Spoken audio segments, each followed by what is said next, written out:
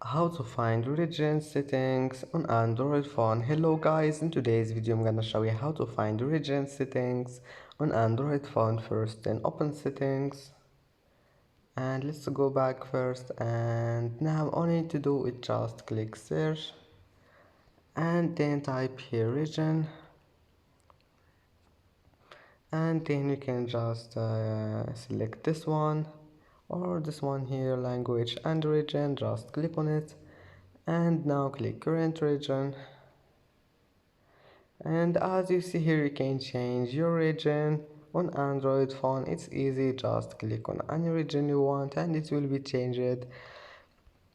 And that's how to change your region on Android phone, and that's it for today's video. If you like this video, don't forget like and subscribe, and thank you for watching this video until the end, and see you in the next video.